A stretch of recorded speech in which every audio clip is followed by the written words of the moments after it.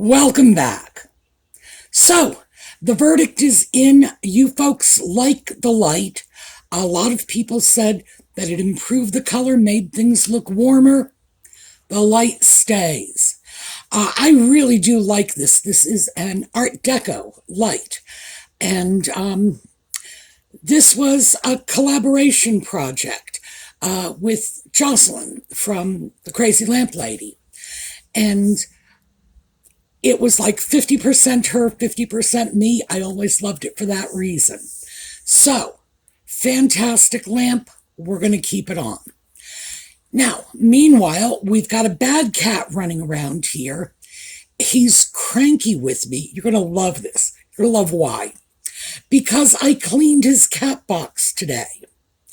Apparently, his thinking on this is, how dare I go in and dig around in that box? That's where he goes to the bathroom. I don't know what to say. Originally, when he first moved in, he was going out all the time and he was doing his business outdoors. It took a long time for him to decide that he could do something indoors. So I had a cat box for him, and he thought of it just as a place where he could roll in the dirt in the house.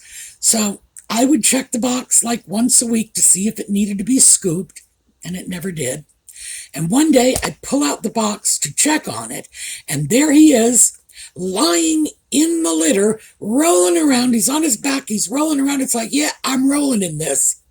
And at that point, I gave up. I said, do what you want to do with this. Eventually, he began using the cat box occasionally. And for a long time, emptying the cat box was something that was done like once a year. I would scoop it once a month for whatever little had to be scooped, but like completely changing the litter, it was like an annual job. He's using it a little more now, so it's not an annual job anymore. But still, he doesn't use it the same way an indoor cat would use a box. So he's still a little testy when I go digging around. I mean, he sees me with the cat scoop, and it's like, you've even got a shovel, Ma. What are you doing in there? I go to the bathroom in there. Get away. And whenever there's new litter in, he just goes in there and plays in it like a child's sandbox. So, yeah. This is why he's upset with me. You'd think he'd be happy because there's new litter, but no, he just can't get past the fact that I'm invading his personal space. So he's running around here, but he's testy, so he may not bother with me today. But we'll see. All right, when we come back, we are going to have some coffee and chat. I'll see you in a minute.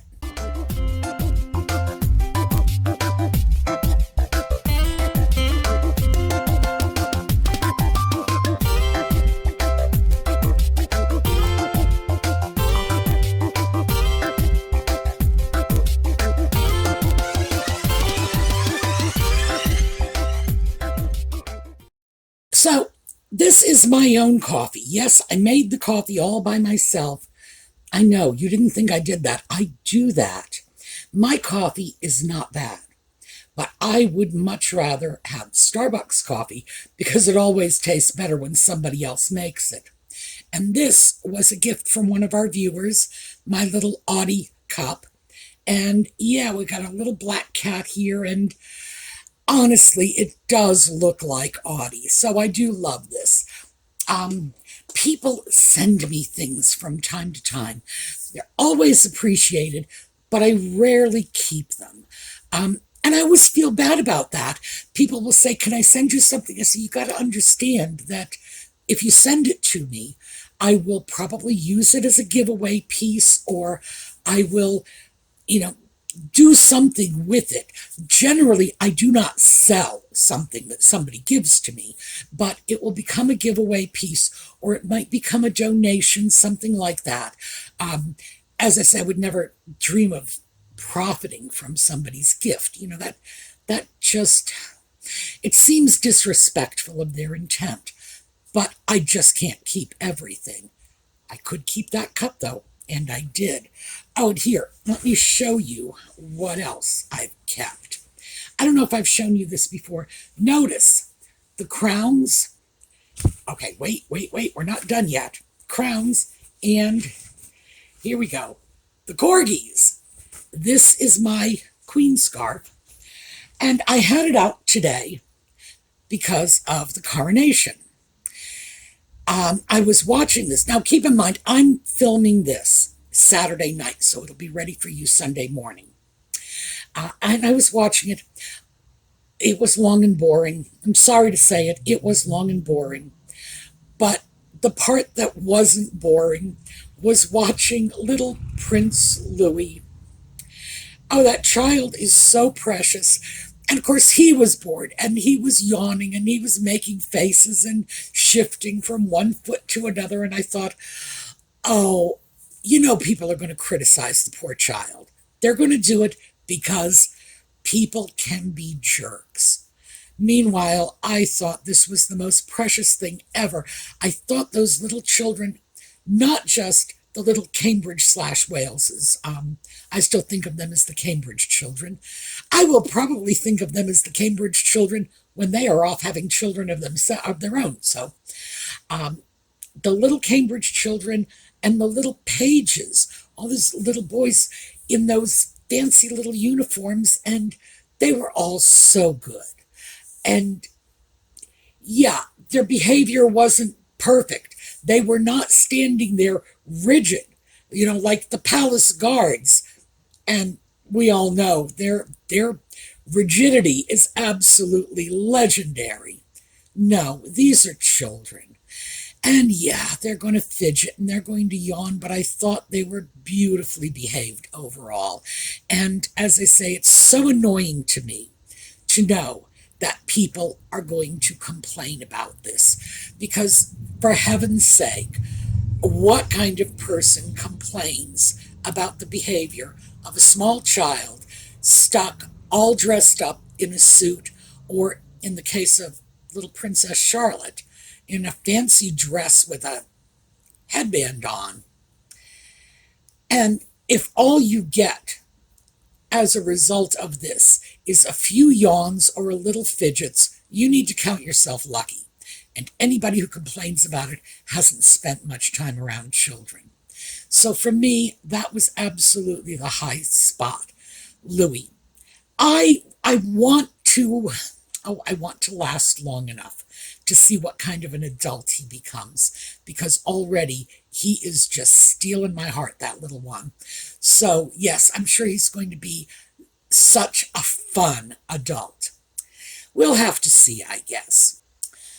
Sorry for that little interruption. I needed to stop and blow my nose, because this is the time of year when the pollen is flowing free, and I don't do well with the local pollen because I didn't grow up around here. So I'm not used to it. I haven't just become accustomed to it, although I've been here for a while.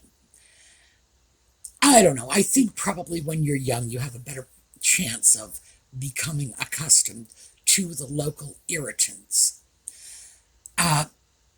Around here, we have pretty good water, so they tell us, but the air quality is poor.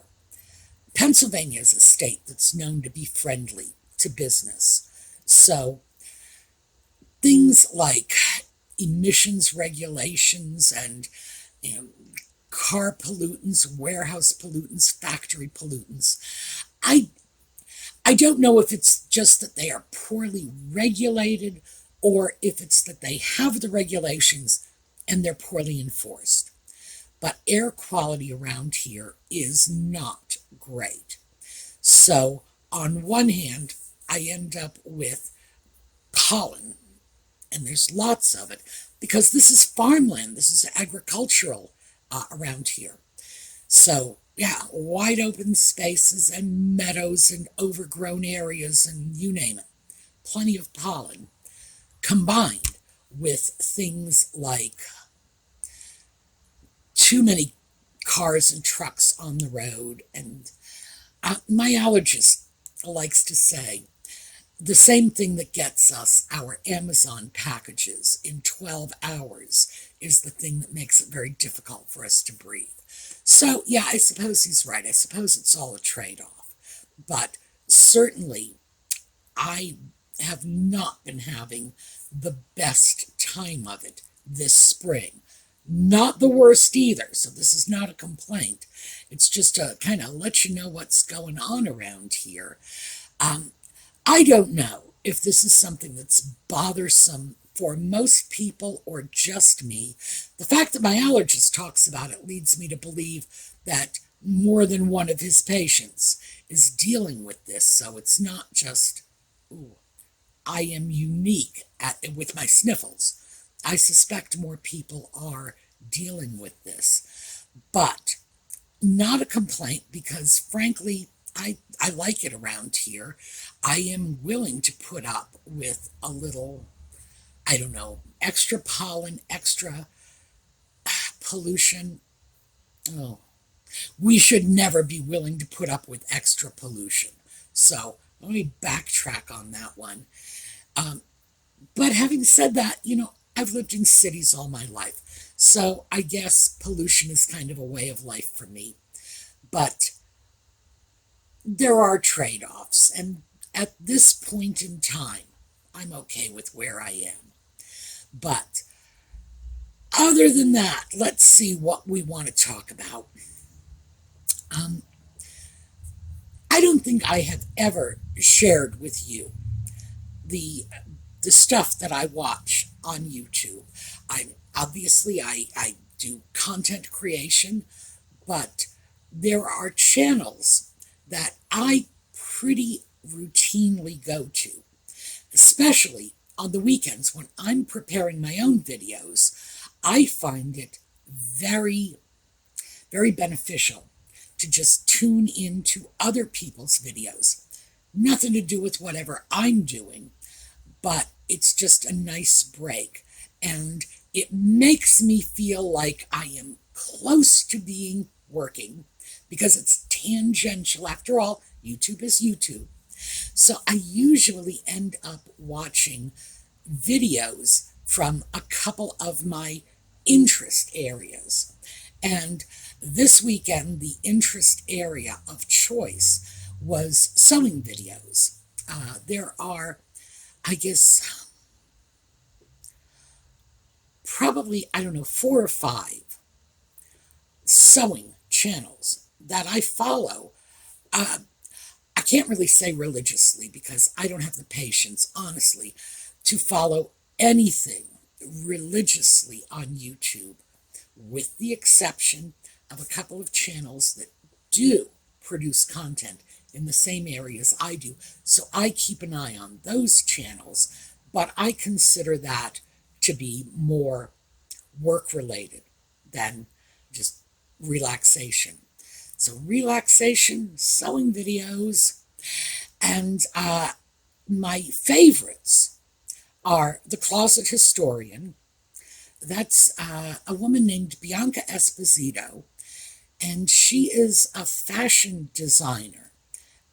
That's what her degrees are in. I don't know if she designs, professionally. She might, but it's not something I'm aware of. She does vintage fashion, which is great. I love being able to watch someone reconstruct clothing from the 30s, the 40s, the 50s. Those are her big eras. I think her biggest era is the 50s, seems to be where she focuses. She's got a 1950s body, so I understand that. She does not have a 1920s body. 1920s bodies were very straight. 1950s bodies were very Coke bottle. So that's an era in which she does a lot of not just reconstruction, but her own designs in those styles. And I love that. I love this sort of a designer sitting down and creating something in the style of the 1950s, the 1930s. And a lot of what she's been doing lately has been showing how to deconstruct images from magazines. Like, how did that neckline come together? Because believe me, in the 40s and 50s, some of those necklines were just beyond complicated. To say they were complicated is just, no. We are like next level complicated. So I find that a lot of fun. And Nicole Rudolph, whose sewing is even more vintage, she tends to go back a bit further in time. And she does Victorian, Edwardian, Regency styles. She's a fashion historian. And when she starts analyzing fashion to create something that she wants to make, oh, she's also a cosplayer. I should throw that out there. When she wants to make something, she does a boatload of research. I love it. She will say, I'm going to make a Victorian dress, and bang, one magazine picture after another, and very, very research intensive. So obviously that's what hooked me. And also she makes shoes. And I love looking at her shoe work because it's very involved, very intricate, and the finished products are just gorgeous. So I like watching her. And let's see, who else? Evelyn Wood. She's Australian. Although I say that, yeah, I'm pretty sure she's Australian. I can do a halfway decent job of differentiating between an Australian and a New Zealand accent, but not always. Sometimes they will snag me. I do think Evelyn is Australian. She does a lot of work repurposing vintage fashions, and she also really concentrates on the fundamentals of sewing. And I think there is a great need for that because, young girls are not taught to sew anymore. Now there are young boys. Young boys were not taught to sew in my generation. They simply were not, which is unfortunate given the number of top-notch designers who are in fact male. You would think that sewing would just be part of the curriculum at any trade school, given the number of men who have risen to the top of that profession. But no. And so sewing is almost like a dying art form. And I love the fact that Evelyn just focuses so much on sewing fundamentals. Just, can you sew a straight line? Do you know how to understitch? Do you know how to finish off your seams? What to do with your raw edges, etc. That is valuable information, especially since today, if a young person, male or female, wants to learn to sew, they're very much self-taught. They're not coming across this in schools, in formal education settings. My whole generation was, we were taught to sew. Not all of us caught on, but some of us did, some of us enjoyed it. That's not the way it is anymore. So if somebody wants to get involved in this, and in addition to all of the practical advantages of being able to sew, everything from I'm going to go make myself some drapes, I tore a blouse, I'm going to repair it, etc., etc., all the practical advantages. It's very creative. And certainly anybody who's looked at the kind of fashion design out there has got to see this is an opportunity for someone to really follow their muse. So I would like to see more of that. And I think Evelyn is filling a huge void there just by saying, we're going to get down to basics. So good for her. And I think the other one on my short list these days is, what is it, Sorina? I will put a note if I have mispronounced that. She's a young woman who is doing mostly 50s clothing. And it's fabulous because she's not doing the high end. She's not doing the elegant, the kind of stuff that the closet historian, remember Bianca, we started off talking about her.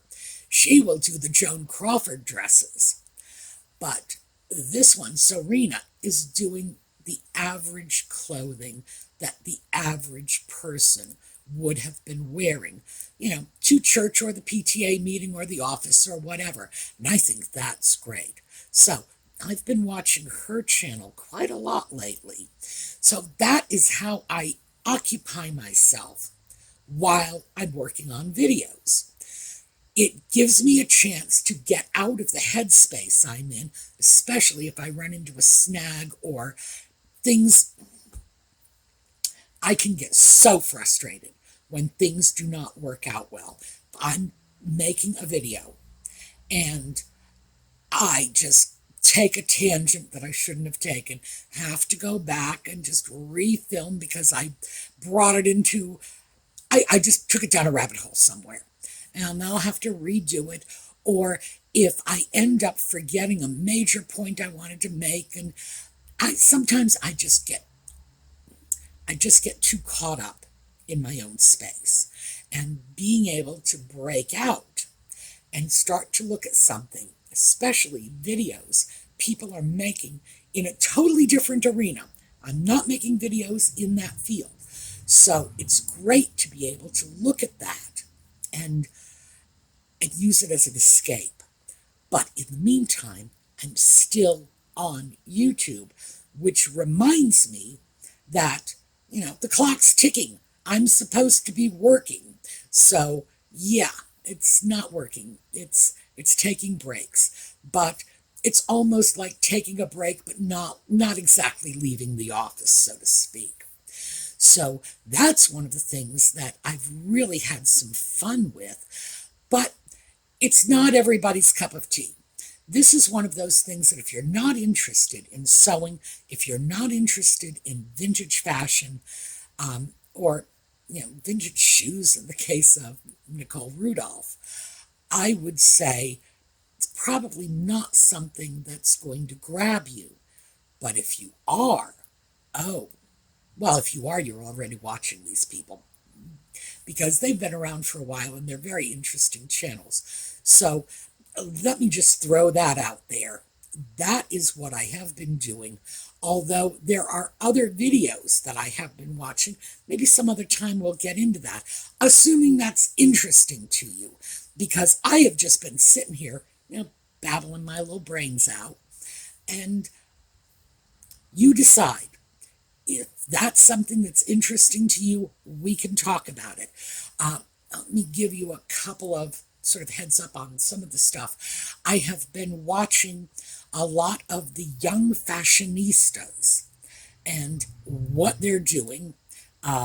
Okay, spoiler alert, most of them look like bag ladies to me. Most of these young women, I swear, if I saw them walking down the street, I would just slip them a couple of bucks to get some lunch, because the fashion today is like, bag lady, seriously, torn clothing, baggy t-shirts. It's not exactly grunge. Remember grunge? What was that, back in the 80s and 90s? Not exactly, but awfully darn close. Who knows? Young people rebel. And plenty of people thought that the fashion of my generation, but by the way, it wasn't fashion, I don't know what it was, but you can hardly dignify it with the title of fashion. Fashion of my generation was pretty appalling too. I get that. But I have been taking a look, because you hit a certain point in life when you just wake up one morning and say, I'm watching these young people buying blue jeans that have holes in them, and they're buying them new in stores. Somebody put a hole in those jeans, and I don't understand why this is happening. This is making no sense to me. And then you say to yourself, that proves how out of touch I am. So then you scramble to find opportunities to get yourself back in touch. What are they thinking? Why are they doing this? Is there somebody making videos and they're going to tell me why these young people are wearing, what they call it, distressed? Why are they wearing distressed blue jeans, which is blue jeans with a bunch of holes in them? And because in my generation, we took pride in putting holes in our blue jeans all by ourselves. They don't want it. They want somebody else to put the holes in their blue jeans. I'm currently working to try to understand that. It's something I just can't wrap my head around. And also, of course, I'm having a hard time wrapping my head around the idea that these beautiful young women are perfectly content to look like bag ladies. So I'm working on that one. And trust me, as soon as I figure it out, the styles will change. And then they'll all be running around in pencil skirts and high heels and, and I will have wasted all this effort because it will be nothing more than a trend that has passed me by. But I am working on that because I do think I need to work a little harder to stay in touch with young people.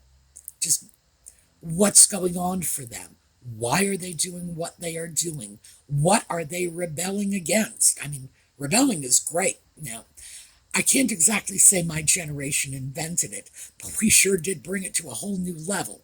So I got nothing against rebellion, but I really like to know what they're rebelling against so I don't feel completely isolated and completely out of touch. So that's what I have been up to.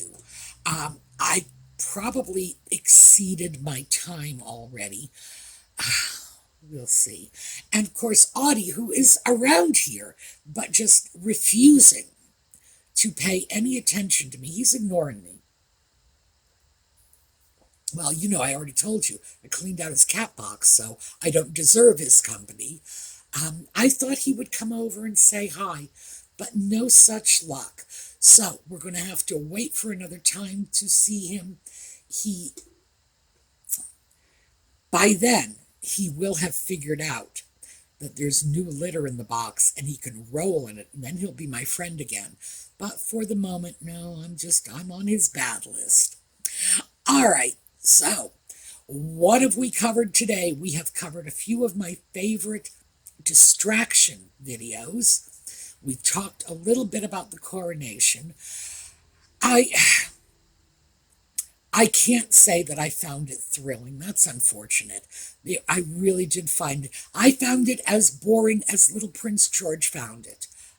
No, Little Prince Louis. George, oh yeah, I think George was making little faces there too.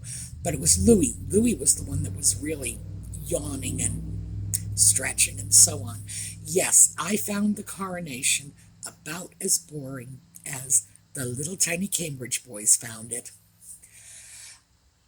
It's a once-in-a-lifetime thing, but I have to say,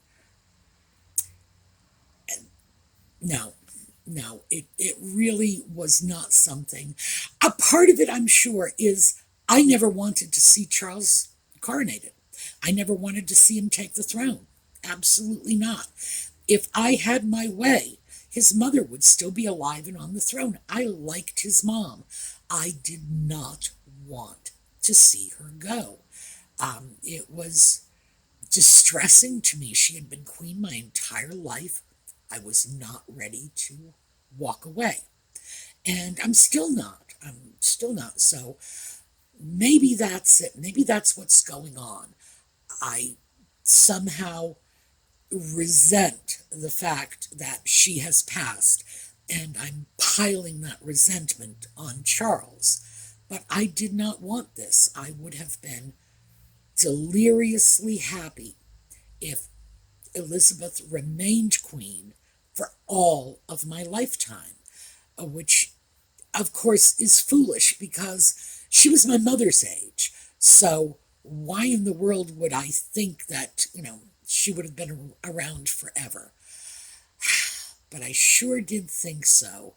And I think maybe I'm just not ready for it. Here is my little. Remember, the crowns, the corgis, I am not ready to say goodbye yet. So maybe that's what it's all about. But it was not something that brought me joy or made me feel like celebrating. Kind of made me sad. So, but I'm glad for our British friends that they had this, because although, frankly, the generation that has seen Charles's coronation is very likely to see William's as well, simply because Charles is not going to be on the throne for 70 years as his mother was. Still, I think this is probably a momentous event for them. And again, they've got another one down the pipe, not too distant future, simply because of the ages of the people involved. But it's probably really huge. I would say recently, at least, once in a lifetime event. So I'm happy for them, but for me, I just as soon as Mom was still around. What can I tell you? All right, that's what I have for you today. We're just sitting around, chatting, having some coffee, killing some time. Let me know what you watch when you go on YouTube and you want a little mindless distraction in your videos. Do you have stuff that's really interesting to you? Because I'm always looking for new suggestions. All right. I will see those of you who stick around for the Just Chatting series. I'll see you all at 8 o'clock this evening. The rest of you, I will see you all next week. So, meanwhile, have a terrific day, and we're going to watch a slideshow.